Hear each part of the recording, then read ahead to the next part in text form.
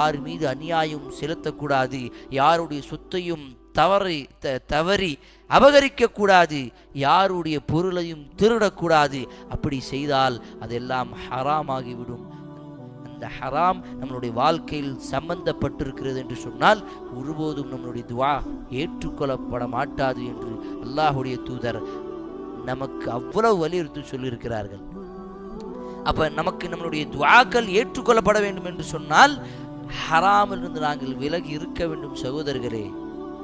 அடுத்து மிக முக்கியமான விஷயம் துவாவின் சம்பந்தமாக, நம்மளுடைய துவா எப்போதும் அல்லாஹ்விடம் நம்பிக்கை வைத்து எப்போதும் அல்லாஹ்விடம் நம்பிக்கை வைத்து பிரார்த்தனை செய்கிறோமோ அதே போன்று நாங்கள் இந்த துவாவில் எப்போதும் ரசூலுல்லாஹுடைய துவாவை கேட்க வேண்டும். ரசூலுல்லாஹுடைய துவா என்ன?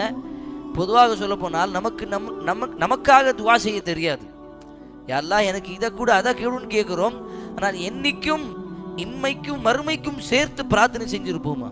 ஆனால் அல்லாஹ்வுடைய தூதர் நமக்கு சின்ன சின்ன அழகான துவாவை கற்றுக் கொடுத்திருக்கிறார்கள். சின்ன துவா, ரப்பனா ஆத்தினா ஃபித் துன்யா ஹஸனா, யாரா இந்த உலகத்தில் இருக்கக்கூடிய அத்துணை நல்ல விஷயங்களையும் எனக்கு கொடு, ஆத்தினா எனக்கு கொடு யா அல்லாஹ், ஒஃபில் ஆகிரத்தி ஹஸனா, அந்த மறுமை வாழ்க்கையில் என்ன நல்லதெல்லாம் இருக்கிறதோ அந்த ஹசனாக்களை எனக்கு குடிய அல்லாஹ், வகீனா அதாபன் நார், அந்த நரக நெருப்பிலிருந்து யா அல்லாஹ் எங்களை காப்பாற்று. சுருக்கமான துவா எல்லாமே வந்துருச்சு. இதுக்கப்புறம் கேட்க வேண்டியது எதுவுமே கிடையாது. அப்படிப்பட்ட ஒரு துவா அனஸ் பின் மாலிக் ரலியல்லாஹு அன்ஹு அவர்கள் அறிவிக்கிறார்கள், ரசூலுல்லாஹ் அவர்கள் அதிகமாக கேட்கக்கூடிய துவாவிலே இதுவும் ஒன்று, ரப்பனா ஆத்தினா ஃபித் துன்யா ஹஸனா.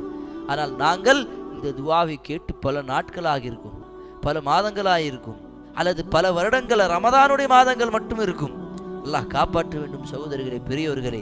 துவாவின் விஷயமாக, துவாவுடைய விஷயத்தில் மிகவும் அதிகமாக கவனம் செலுத்தக்கூடிய விஷயம் என்ன தெரியுமா? நம்மளுடைய வாழ்க்கையில் ஹராம் இல்லாமல் இருக்க வேண்டும். அல்லாஹுக்கு மாறு செய்திருக்கலாம், அல்லாஹுக்கு எவ்வளவு பெரிய குற்றங்களையும் பாவத்தையும் ஷிர்கையும் விபச்சாரத்தையும் வட்டியிலே பொய்யிலே எவ்வளவு பெரிய பாவத்தை செய்திருக்கலாம். அந்த பாவம், நாங்கள் பாவ மன்னிப்பு கேட்ட பிறகு கேளுங்கள் பிரார்த்தனையை, அல்லாஹ் அந்த பிரார்த்தனை அங்கீகரிப்பான். பிரார்த்தனை செய்வதற்கு முன்பாக நாங்கள் செய்த அத்துணை பாவங்களுக்கும் பாவ மன்னிப்பு கேட்க வேண்டும். யா அல்லாஹ், உனக்கு நான் மாறு செய்து விட்டேன், தனிமையில இருக்கும் பொழுது நான் உன்னுடைய கட்டளையை மீறி விட்டேன், நான் அந்த மனிதன் அந்த சகோதரனிடம் தவறாக நடந்து விட்டேன். யா அல்லாஹ், உன்னுடைய பேச்சை கேட்காமல் என்னுடைய மன இச்சையை பின்பற்றி விட்டேன், தொழுகையை விட்டு விட்டேன், ஹஜ் நோன்பு சகாத்